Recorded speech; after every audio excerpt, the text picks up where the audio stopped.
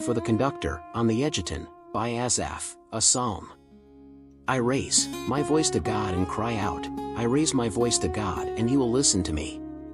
On the day of my distress I sought my Lord.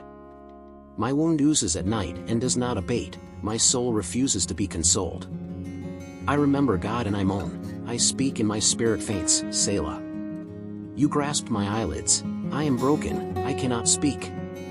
I think of olden days, of ancient years. During the night I recall my music, I meditate with my heart, and my spirit searches. Is it for eternity that my Lord forsakes me, never more to be appeased? Has his kindness ceased forever? Has he sealed the decree for all generations? Has God forgotten mercy? Has he in anger restrained his compassion forever? I said, it is to terrify me that the right hand of the Most High changes. I remember the deeds of Yah, when I remember your wonders of long ago. I meditate on all your works, and speak of your deeds. O God, your way is in sanctity. What God is as great as God? You are the God who works wonders, you make your might known among the nations. You redeemed your people with a mighty arm, the children of Jacob and Joseph, Selah. The waters saw you, O God, the waters saw you and trembled, even the deep shuddered.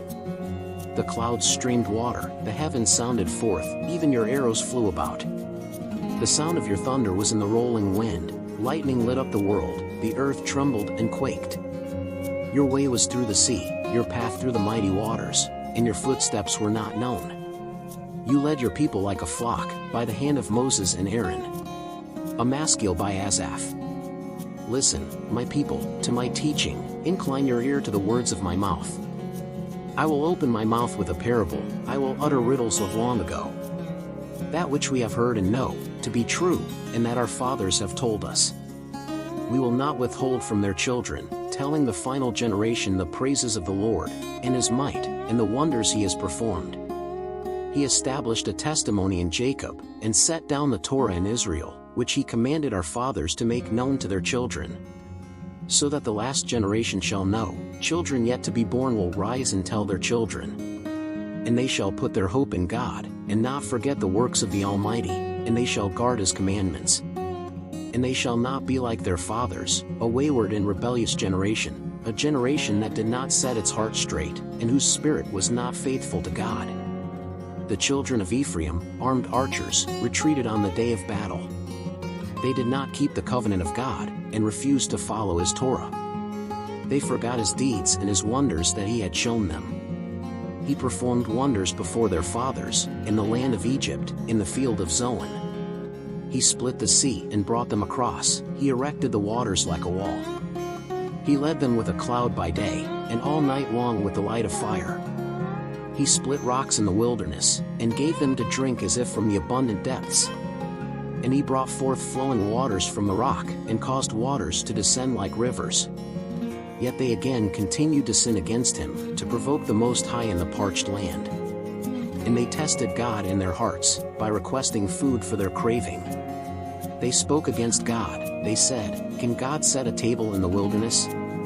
True, he hid the rock and waters flowed, streams gushed forth, but can he also give bread? Will he prepare meat for his people? And so the Lord heard and was enraged, a fire was kindled against Jacob, wrath, too, flared against Israel. For they did not believe in God and did not trust in his salvation.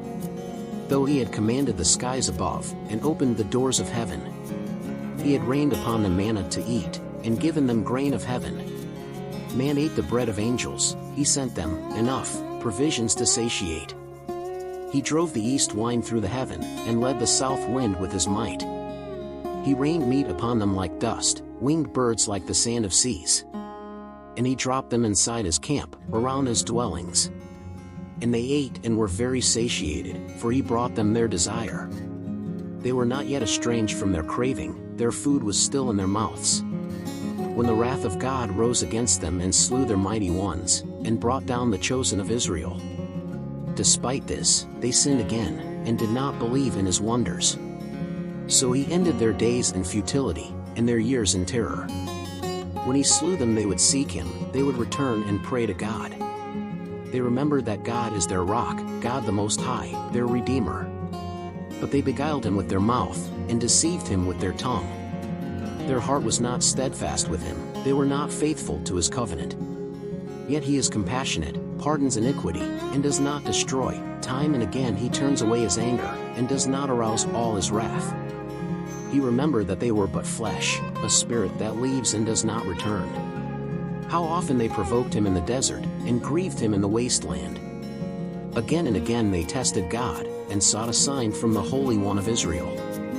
They did not remember his hand, the day he redeemed them from the oppressor. That he set his signs in Egypt, and his wonders in the field of Zoan. He turned their rivers to blood, and made their flowing waters undrinkable. He sent against them a mixture of beasts which devoured them, and frogs that destroyed them. He gave their produce to the grasshopper, and their toil to the locust. He killed their vines with hail, and their sycamores with biting frost.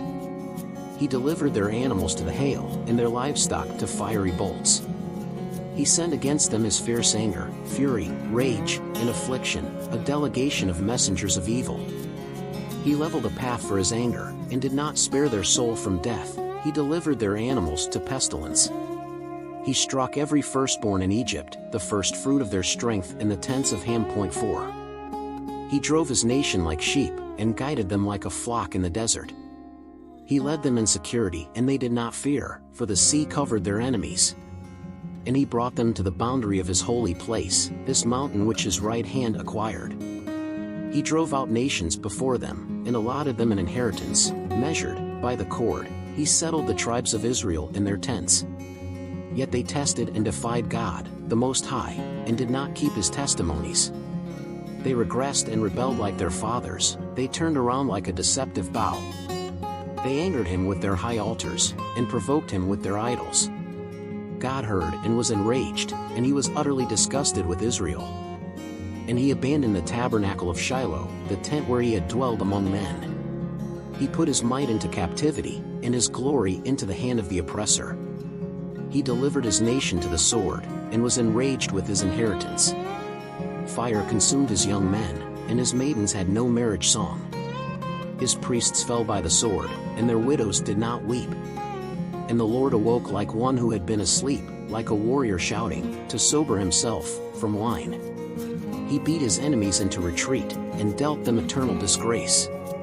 He was disgusted with the tent of Joseph, and did not choose the tribe of Ephraim. He chose the tribe of Judah, Mount Zion which he loves. And he built his sanctuary, permanent as the heavens, like the earth, he established it forever. And he chose David his servant, and took him from the sheep corrals. From following the nursing ewes, he brought him to shepherd his nation Jacob, Israel his inheritance. And he tended them with the integrity of his heart, and led them with the skill of his hands.